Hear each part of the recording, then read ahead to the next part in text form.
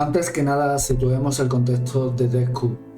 Es la nueva adaptación televisiva de Netflix basada en la exitosa saga de novelas policíacas del danés Lasse Alder Olsen.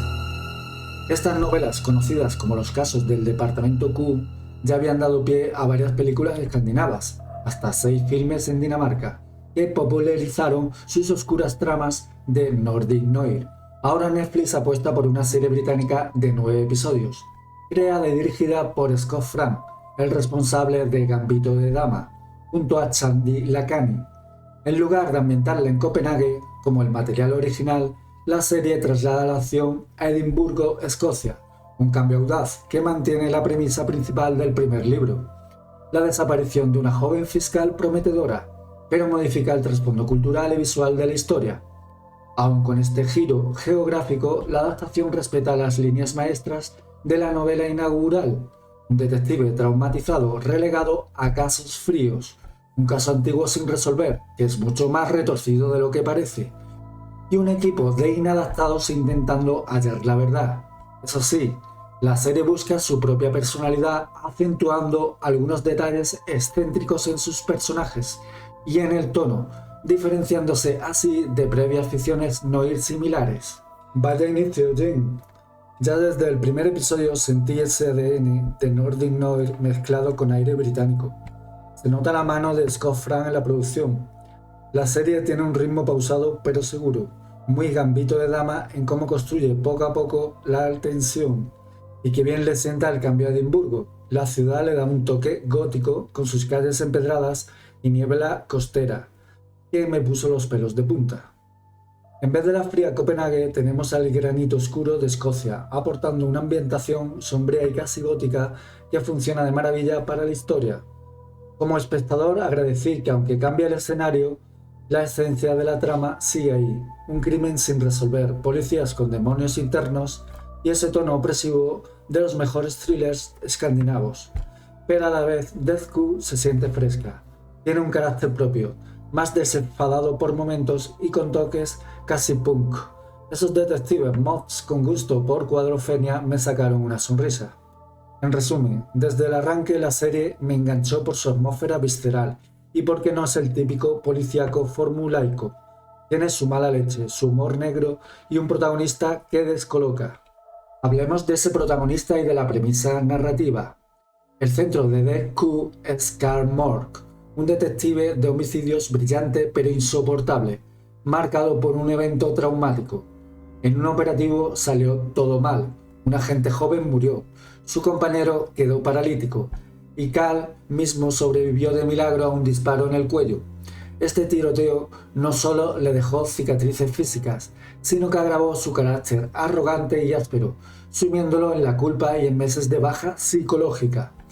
De regreso al trabajo, sus jefes, hartos de él, encuentran la excusa perfecta para quitárselo de encima.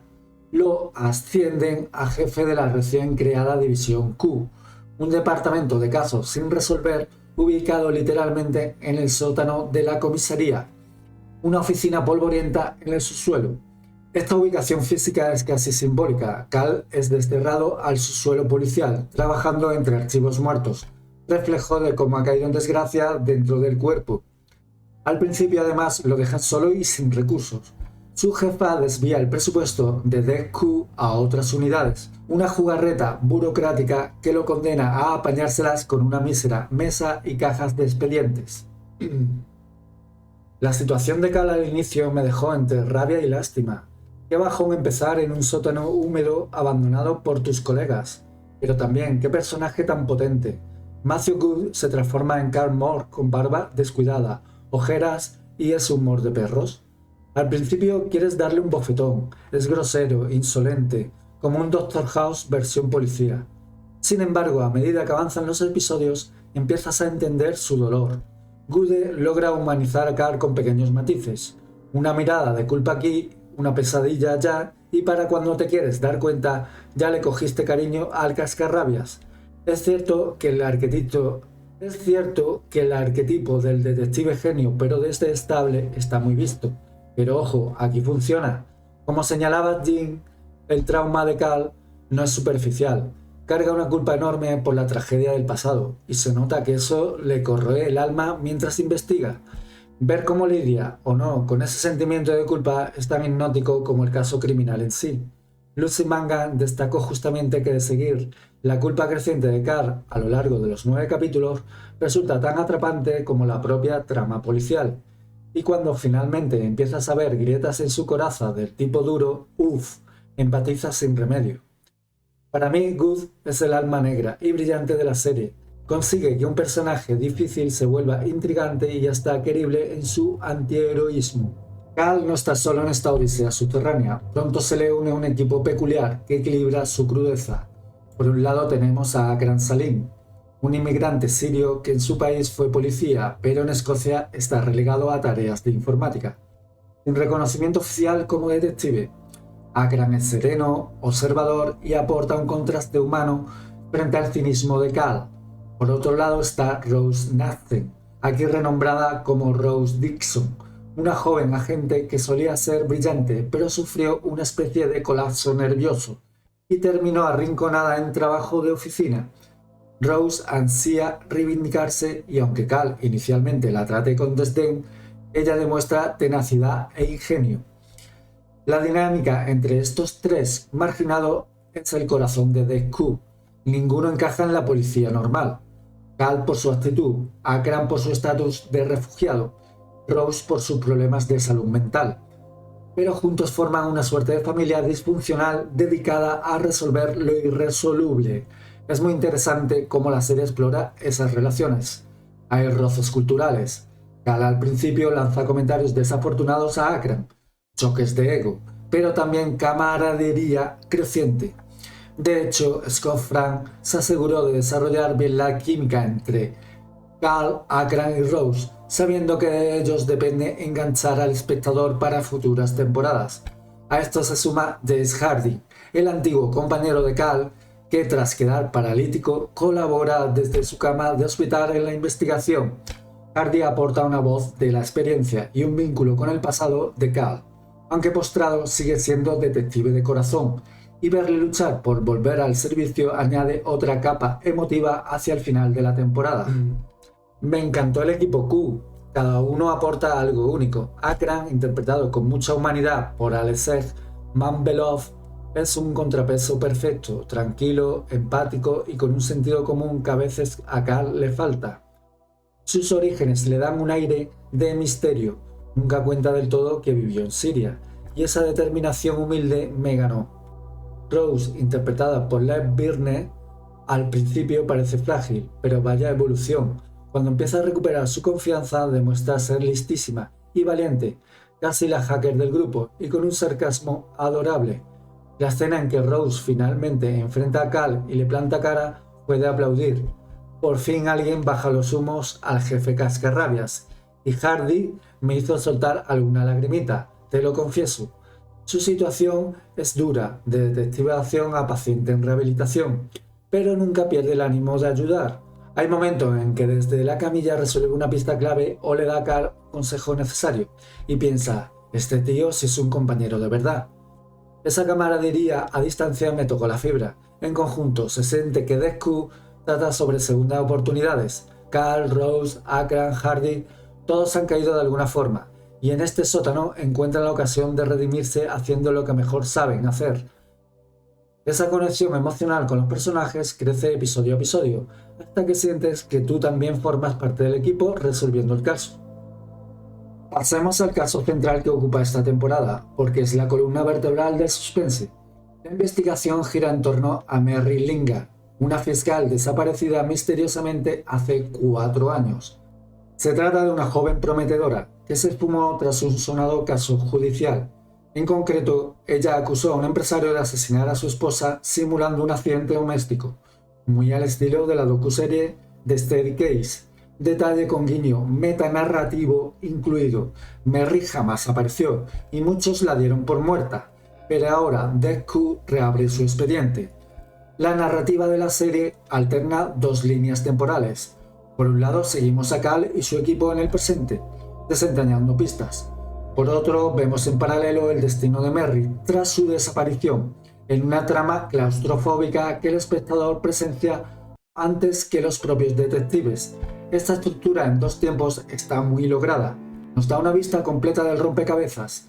Sabemos más que los investigadores en ciertos momentos, pero aún así la serie consigue reservas, giros y sorpresas importantes hasta el final. Poco a poco se revela que el caso de Merritt esconde múltiples capas. Hay un collar perdido que resulta ser pieza clave, una brutal paliza en el pasado que conecta personajes, secretos en un aislado pueblecito isleño, horrores urbanos en oscuros callejones de Edimburgo e incluso posibles encubrimientos dentro de la institución policial. La investigación serpentea entre temas turbios, desde corrupción y negligencia hasta fanatismo y venganza personal, mostrando lo peor de la naturaleza humana. Se señaló que vemos desfilar la variedad de sufrimiento mental, emocional y físico que los seres humanos son capaces de infligirse en nombre del amor, la venganza o por simple diversión. En síntesis, el misterio principal está repleto de ramificaciones. Parece un rompecabezas imposible que obliga a nuestro trío a atar cabos entre el presente y un pasado que se resiste a salir a la luz. ¿Y qué thriller más retorcido resultó ser? Te juro que hubo momentos en los que estaba al borde del sofá casi gritando. ¿Pero quién está detrás de todo esto? La manera en que la serie nos muestra el calvario de Merritt en paralelo es angustiante de verdad. Esas escenas de Merritt cautiva, sin entrar en spoilers específicos, me tuvieron con el corazón en un puño. De hecho, si eres claustrofóbico, quizás mires esas partes tapándote los ojos. La actriz Chloe Pirri hace un trabajo estupendo dándole vida a Merritt. Transmite fortaleza y vulnerabilidad y consigue que te importe su suerte, incluso antes de saber toda la verdad. Cada episodio arroja migajas de su paradero y la tensión sube como la espuma. Además, Death no se conforma con un caso lineal.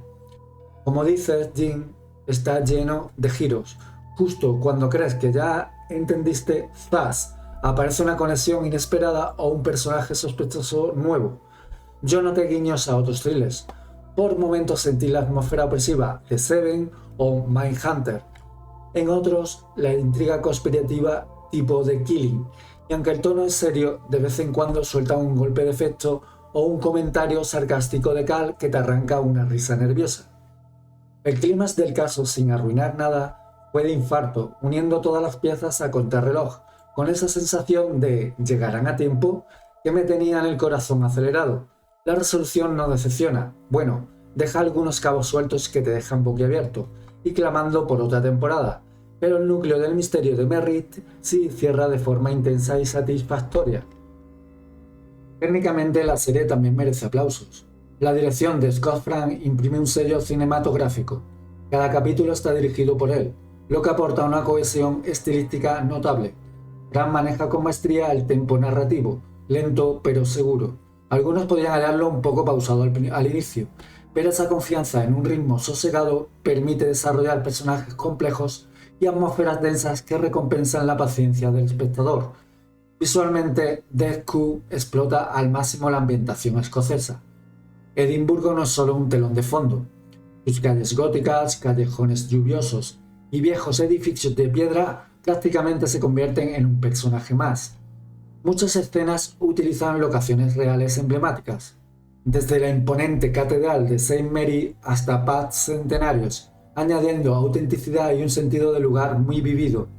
La fotografía abraza tonos fríos, grises azulados y verdes oscuros, envolviendo todo en una pátina de noir moderno. La dirección de arte cuida cada detalle. La oficina de Death en el sótano luce desordenada, húmeda, con archivos polvorientos y luz mortecina. Un espacio opresivo que refleja el estado anímico de Cal y la naturaleza oscura de los casos que investigan. Contrasta con las escenas en tribunales o despachos de altos mandos, que se ven asépticos pero esconden podredumbre moral. Esta imaginería refuerza simbólicamente la idea central, la verdad oculta en sótanos oscuros mientras en la superficie reina la hipocresía. Totalmente de acuerdo, la serie entra por los ojos y te sumerge en su atmósfera. Hay planos de Edimburgo que quitan el aliento, vistas aéreas de la ciudad, con su mezcla de arquitectura medieval y modernidad que te hacen sentir el aislamiento y la belleza ominosa del lugar. la producción aprovechó los rincones más pintorescos y a la vez lúgubres. Callejones estrechos, una playita ventosa en Eslocia que aparece en un momento clave, ese pub antiguo en Mossenborg con madera vieja que chirría. Todo suma a la sensación inquietante característica de The Q. Mencionas el sótano de Departamento Q, y es cierto, casi podía oler la humedad y el polvo a través de la pantalla. Es un escenario lleno de simbolismo, como si nuestros protagonistas trabajaran literalmente entre las sombras del pasado. En contraste, cuando la acción se traslada a exteriores, un ferry rumbo a una isla remota, por ejemplo, sientes el aire frío y la tensión de estar alejados de la civilización, en terreno peligroso. En el apartado sonoro, la serie también pega fuerte. La banda sonora, compuesta por Carlos Rafael Rivera, colaborador habitual de Frank, con Gambito de Dama en su haber, me encantó. Rivera incorporó instrumentos típicos escoceses y motivos musicales que suben y bajan como montaña rusa emocional. Hay un tema principal con melodía ascendente y descendente, lo noté especialmente en las escenas de Calas Olas, que refleja sus altibajos anímicos. Y en momentos de climas la música sabe cuándo rugir y cuándo callar para dejarnos en suspenso total. De pronto un redoble sutil de tambor cuando descubren una pista, luego un violín melancólico cuando Cal visita a su colega herido. Detalles así te erizan la piel sin darte cuenta. Sumado a un diseño de sonido impecable, los disparos suenan secos y reales, los silencios en las escenas tensas pesan toneladas. El resultado es un thriller que te envuelve por completo en sus sensaciones, tanto visuales como auditivas. En cuanto a recepción crítica y legado de The Q, ha cosechado aplausos considerables. La crítica ha valorado la serie como un thriller policíaco de alto nivel. Se la elogió como excelente drama criminal, sucio y gótico, y destacó que es una adaptación fantástica de las novelas. Muchos alabaron la densidad de la trama, intrincada pero inteligible, y el desarrollo de personajes. El guión, coescrito por Frank Lacani y Stephen Greenhorn, recibió halagos por su sarnes y diálogos mordaces, especialmente en boca de Carl. No es fácil equilibrar a un protagonista tan sarcástico con el resto del elenco, pero los guionistas logran que disfrutemos del ingenuo, hiriente de Carl al mismo tiempo que entendemos por qué sus colegas quisieran tirarlo por la borda del ferry de donde cayó Merritt. En Rotten Tomatoes, la serie ostenta alrededor del 86% de aprobación por parte de la crítica, lo cual habla de un consenso positivo. En España, la crítica Marina Sachs subrayó que The Q gustará a los aficionados al noir literario más popular, aunque advirtió el riesgo de caer en el cliché del genio malhumorado tipo House, cosa que en su opinión Matthew Goode consigue evitar aportando humanidad al rol. También se ha comentado que los antagonistas de la historia tienden al histriónico, un pelín exagerados en su maldad, quizá para subrayar lo retorcido del caso y demorar la resolución. Es una crítica válida, los villanos aquí no son precisamente sutiles, pero encajan en el tono thriller casi operático que la serie abraza. Por otro lado, la audiencia general la ha recibido con entusiasmo. Fue primera en tendencias de Netflix en varios países pocos días después del estreno, y las redes se llenaron de debates sobre las revelaciones del último episodio. Yo soy parte de esos entusiastas, sin duda. The Q me dejó un muy buen sabor de boca. Combina todo lo que amo del género. Personajes atormentados pero entrañables, un misterio que me hizo teorizar cada semana, atmósfera oscura y momentos de adrenalina pura. ¿Que algún villano se pasa de rosca? Puede ser, pero en el momento ni me importó porque estaba demasiado metido en la historia. Y hablando del final, madre mía, qué final de temporada, sin spoilers. Diré que cierra la trama principal de forma intensa, pero deja algunos hilos sueltos bien intrigantes.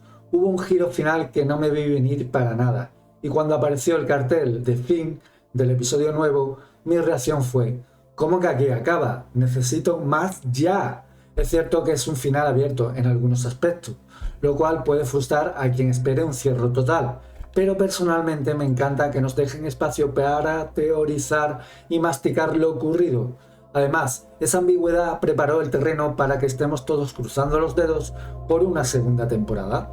Y eso nos lleva a las perspectivas a futuro. Dada la popularidad de esta primera entrega, muchos nos preguntamos si Netflix renovará The Q. Oficialmente no hay luz verde aún para la temporada 2, al menos al momento de esta conversación, pero los indicios son prometedores. El propio Scott Frank ha expresado interés en adaptar más novelas de la saga, y recordemos que Departamento Q cuenta con al menos 10 libros publicados. Es material de sobra para varias temporadas. Esta primera temporada adaptó principalmente la novela El guardián de las causas perdidas, el caso de la política fiscal desaparecida. Una hipotética segunda temporada podría basarse en El ausente, el siguiente libro que trata de un doble asesinato en un internado de élite décadas atrás. Caso que las novelas expande el universo de Karl Marx con nuevas capas de corrupción y traumas históricos. Sin adelantar acontecimientos, los fans de los libros saben que más adelante la saga aborda desde asesinos seriales descubiertos vía mensajes en botella hasta redes de corrupción política e institucional que pondrían a Cal y su equipo en peligros aún mayores. También sería interesante ver cómo evolucionan nuestros protagonistas. ¿Logrará Cal enfrentar por completo sus demonios? ¿Rose superará sus heridas del pasado y ganará más protagonismo? ¿Veremos a Hardy reincorporarse al equipo activo tras su recuperación física, como sugieren los últimos minutos del final? Las posibilidades están abiertas. Si Netflix mira las cifras de audiencia, que por lo visto han sido muy buenas, la respuesta de la crítica sería lógico que aprueben una nueva temporada. Los tiempos de producción indican que de renovarse de pronto, The Q podría regresar a finales de 2026. Dado el nivel de detalle y rodaje en locaciones que maneja, por ahora solo nos queda esperar el anuncio oficial, pero el hype y las expectativas entre los espectadores está por las nubes.